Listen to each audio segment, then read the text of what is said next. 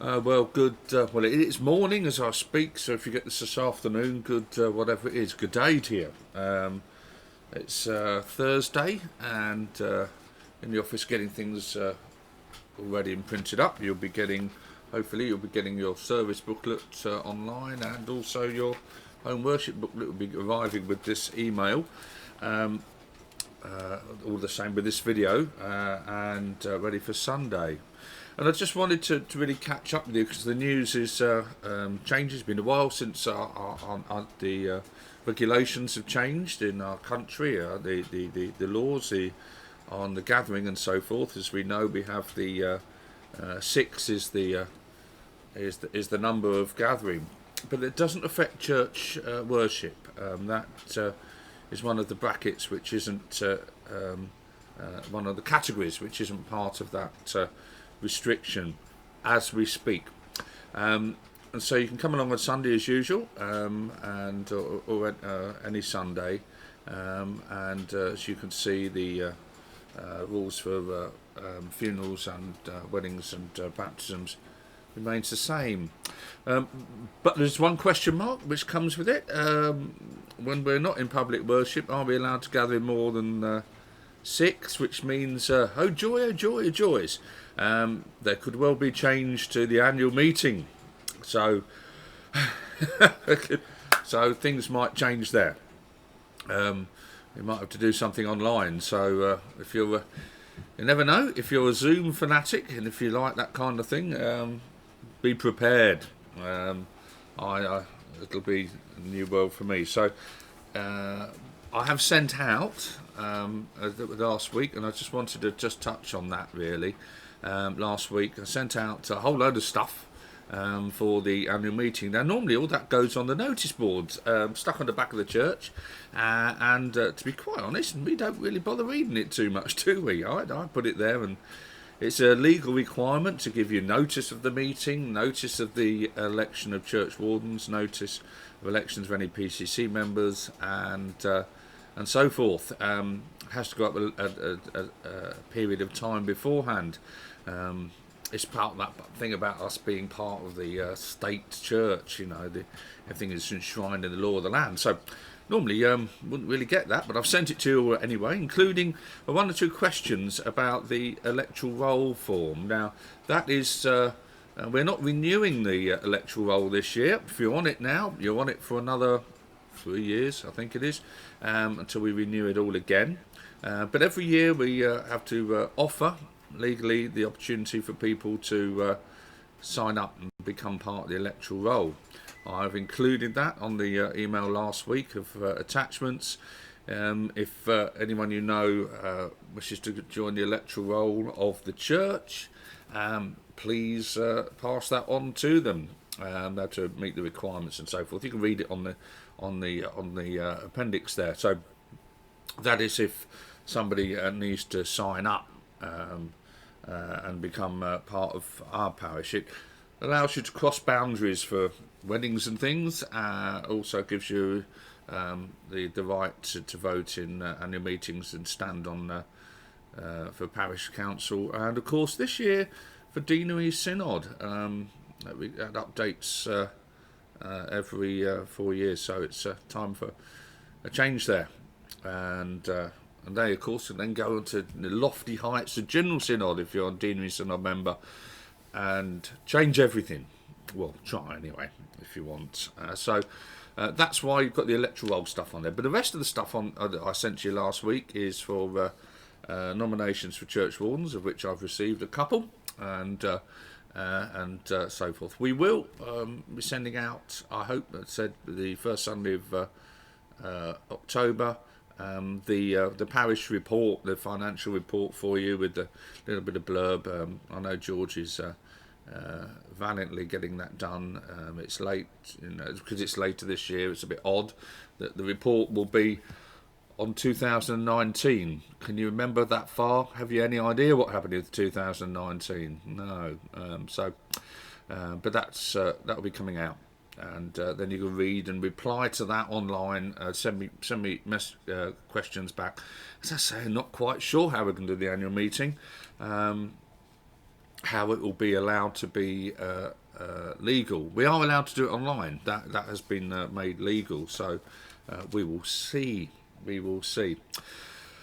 So that's a lot of stuff I've sent you, and lots of question marks about Sky. Remember, Sunday's fine. It's still carrying on as fine. There's been a couple of hiccups with doing the online services. That's because the electric has been going on and off for all the work that's been done. Now, I have to say, in the hall, I said the other week, all the electric's all done. It's all lovely and up to date. All fantastic. Really is looking very good. Well, I say looking good. It's bright and it's breezy and is all the modern stuff we require, which will allow us to go on for years. We are now tip top. Having had an electrical report which was like, and having got away with it, I have to say, sort of skirted around the edges of having to do stuff for a decade, it is now bang up to date. And thank you for those that have helped, which I really appreciate. And so we have all singing, all dancing electrics. However, as I mentioned on Sunday, updating the electrics has exposed the floor with the heating system here, which was indeed due to be replaced. The boilers had reached their expiration. They were due to expire. Their date was gone by. And indeed, once the electrics are up and running nicely, the boilers decided, having sat there for months and months and months doing nothing, that they were indeed going to choose this moment to pack up. And we were not unsurprised by that. It has been overdue, really. The boilers, just to put you in mind, and it might be a bit different at home, but here the boilers, we give them about 10 years life, and they've been there for 11, so it's time for them to replace, and the parts are now don't work. So anyway, this week we've had the beginning of the replacement of boilers, and they will be in and running by Friday, and that will give us another 10 years, 10 years of trouble-free. It's all paid up front. The warranties cover everything for the 10 years. So, wonderfully, that means the hall will be absolutely bang up to date, and all the heating system will be overhauled, and all the wire and the controls and stuff will be replaced. It gives us a good facility here, and then we can get on and do a little bit of some of the decorating work around the outside and stuff, which we can do. But I have to say, all that work is being done. But the hall, unfortunately, if anyone asks, the hall isn't ready to open yet. And indeed, the latest government announcement about groups of 6, we have to now look at and see what that was about. We were steadily working towards some limited reopening of the hall. But we don't know how this legislation, new legislation, will affect that. The hall sits in church grounds and sits across a residential entrance, which gives a triple questions everything. The question whether the hall is suitable. What are the rules are about entering through church grounds, which are different. We have different rules and regulations, which you've got used to on Sundays and so forth. And, of course, the residential entrance, which has to be protected, all part of the law. If 7 people standing around outside the hall entrance, we're in problems and so forth. So, all that's to be looked at. So at the moment, I have to say, we've set a date of revisiting the decision on the hall at the end of September. And that has to stay there at the moment. I'm really sorry. It's tough. I know. Oh dear, we want to welcome people in and just say, how much we want to go. It's okay. It's all fine. But you've just got to sit tight on that one, I'm afraid. So that's what's going on. It's giving us the opportunity at this moment to make sure that the hall is going to be tip-top, and it's been a good clear out inside as well. So that's good, and maybe a little bit of decoration as well.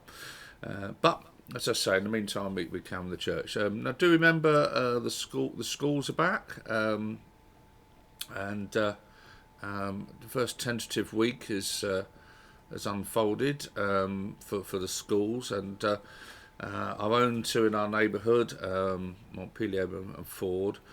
Ford have done valiant jobs, as you well know. We're very involved with Ford. It actually sits in our patch, and they've been valiantly working. I know the head teacher there and the staff of teachers and TAs and the school staff and that have been working very, very diligently to ensure that the school is safe. It's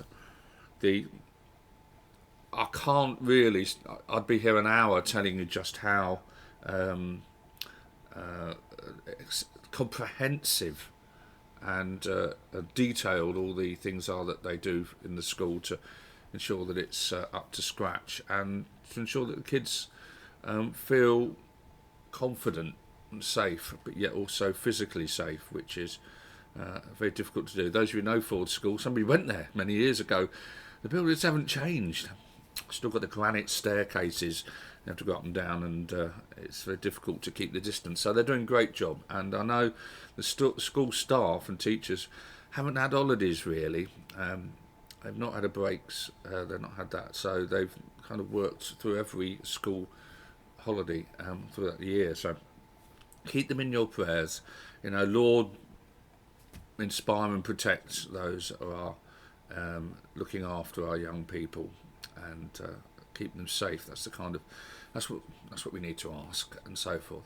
So there we are. That's just a sort of a 10-15 minute update on to how things are going on here. As I say, we're not, the church carries on. The Rule 6, the 6 doesn't affect us in church as far as we're aware. Keep going. Oh, by the way, money, thank you very much, all those of you that are transferring over to paying directly to George. That only leaves about 4 people on envelopes, and we will, as I said before, we scrap the old envelope scheme, and we will see if we can provide some envelopes for those that can't, but that will be a different form of envelope. So if you can, if you're still on it, please do. It sounds crazy sort of giving to the church when we're not there, but we are there, and we're still at work, and we're still getting on with stuff. This, and other stuff requires finance to keep it going, and keep ourselves broadcast into the world and keep us into the community in the ways which the 2020 have taught us to do. So yeah, keep going, keep going. Stay with it. The stuff is arriving. Say your prayers. Thank God for the blessings, and there are blessings. Seek them out. If you keep forgetting them, write them down. Write those blessings down. The sunshine on a beautiful morning. A conversation with a good friend. A note, a letter, an email that arrives and encourages and reminds of those that are looking out for us. The food on our table, people that do that for us. These are blessings which are they are there day by day, all around us. The greyness of what's going on can often just cloud it over, but they are there. Search for them and give thanks. Okay. Well, this will be attached to the sheets. You can now dig out the sheets and have a look and so forth. Don't forget, if you come along on Sunday, don't sing, be quiet, keep it quiet, but keep praying. Even though we just see that of you on a Sunday, George experienced it on Sunday. The mask had just only seen the eyes. Good to hear George preach. Catherine in a couple of weeks' time. Really nice to do that. So do come along. If you can't, don't worry. We'll keep sending it through. And let me know how you get along. It's always lovely to have a message and email to say, this is how I'm going. This is what's going on. Even if it's one that says, I'm struggling with this. That's important. Send a note over. My telepathic powers, I'm afraid, fail me at the moment. So let me know. Send me a message and let me know how you're getting on. All right. That's Father Richard out. And good to catch up with you, and speak soon. Ta-da.